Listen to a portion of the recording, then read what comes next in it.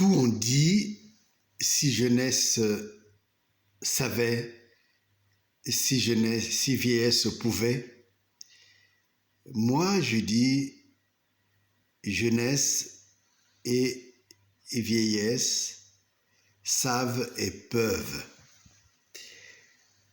C'est la même humanité, c'est la même énergie, c'est une sorte de tradition, dans le sens latin de tradere,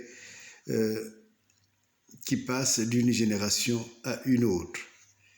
Et il n'y a donc pas de séparation. Ce n'est pas une séparation. D'un côté, la jeunesse qui a des muscles, qui a de l'énergie, qui peut, et de l'autre, la vieillesse qui est flasque, qui ne peut plus, mais qui sait beaucoup de choses.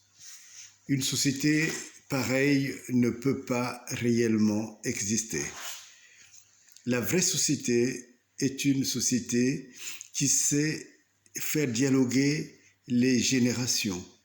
C'est une société où la vieillesse a sa place, les moins vieux ont leur place, les retraités ont leur place, les actifs ont leur place, mais aussi les jeunes, maladroits, avec l'envie d'apprendre, et parfois n'y arrivant pas ou n'ayant pas les moyens, ont aussi leur place. Et c'est cela le grand miracle de la société. Nous sommes tous les porteurs de toute la société. C'est par nous que hommes et femmes, jeunes, moins jeunes, plus jeunes, ainsi de suite, par nous que la société tient. Donc c'est pour cela que lorsque nous lançons cet appel au mentorat, en réalité, nous faisons simplement circuler les connaissances, les savoirs et les pouvoirs aussi entre les générations différentes. Et cela est valable pour beaucoup de pays sur la Terre. C'est valable encore plus pour l'Afrique qui veut sortir de ce carcan dans lequel on l'a enfermé, le carcan colonial, pour revenir à ses propres ressources, mais aussi pour dialoguer sereinement avec toutes les générations, toutes les populations du monde.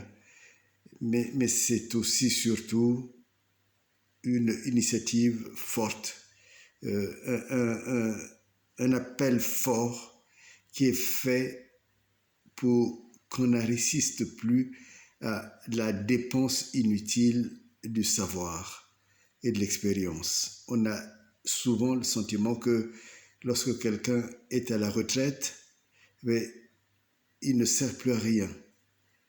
Et même lui-même, il en ressent le sentiment.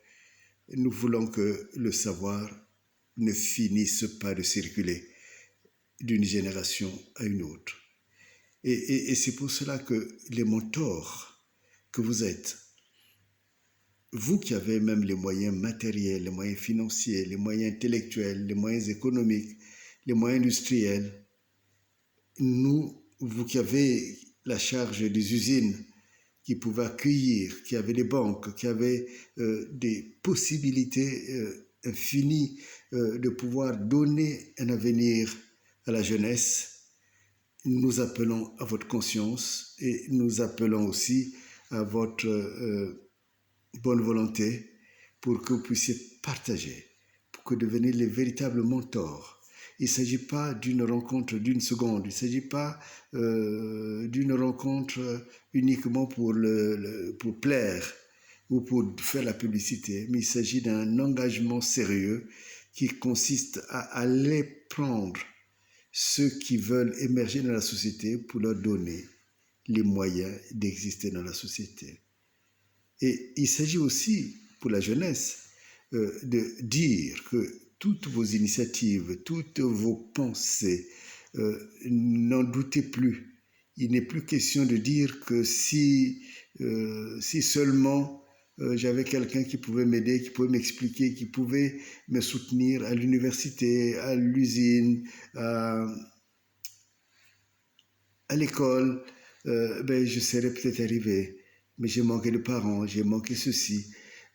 Et maintenant, nous voulons qu'un vaste mouvement se soulève, se mette en place sur la terre. Que ce soit le véritable dialogue des pays, le dialogue des générations. Les pays nordiques en Europe qui ont une belle vocation de soutien des pays d'Afrique. Je vous appelle aussi qu'il n'y ait plus de barrage de langue. La France qui a eu aussi l'habitude de travailler avec des Africains, je vous appelle, et je vous appelle particulièrement pour la jeunesse congolaise. La jeunesse congolaise est très entreprenante, mais elle n'est pas entendue, elle n'est pas écoutée. Et certains dans le pouvoir ne voient dans les jeunes que des dangers. On parle beaucoup de bébés noirs, on parle beaucoup de tout cela, mais je dis que tout cela, non seulement n'existe pas, parce que c'est une fabrication politique, mais je dis que les jeunes sont notre avenir. Ils nous ont prêté la vie que nous menons, mais c'est pour que nous leur rendons un héritage important sur lequel ils peuvent compter. Beaucoup, particulièrement dans le sud du Congo, ont eu des années sèches. En fait, il n'en sort plus des cadres, il n'en sort plus des diplômés. Et des villes aussi comme Brazzaville, où la plupart des écoles sont des écoles privées, il faut avoir beaucoup d'argent pour aller à l'école. Dans ces villes-là, dans ce pays, les jeunes ont besoin de vous. Et vous, les jeunes, ne vous découragez pas, même si vous n'êtes pas entendus. Écoutez, frappez aux portes. Et le site que nous vous dédions est un site pour que vous ne soyez plus délaissés pour compte, que vous ayez un avenir et une espérance. Et vous, les mentors, mettez-vous à la disposition, s'il vous plaît, de ces jeunes qui en veulent. Ouvrez un avenir, même l'avenir que vous n'avez pas eu. Propulsez-les, ce sont vos enfants. Qui que vous soyez européen, américain, russe, chinois, qui que vous soyez, vous êtes un humain. Vous êtes un humain. Une fille qui m'avait écrit un jour et je lui disais mais qui êtes-vous? Elle m'a répondu, je suis une personne humaine. Et j'ai trouvé que la réponse est très forte. Et c'est pour cela que je voudrais que vous regardiez les jeunes non plus comme des dangers, mais comme des personnes humaines qui ont vraiment besoin de vous, surtout maintenant. Et le site est là pour la vraie rencontre des générations. Il n'y aura plus de vieillesse qui sait et de jeunesse qui peut, mais il y aura une humanité qui sait et qui peut.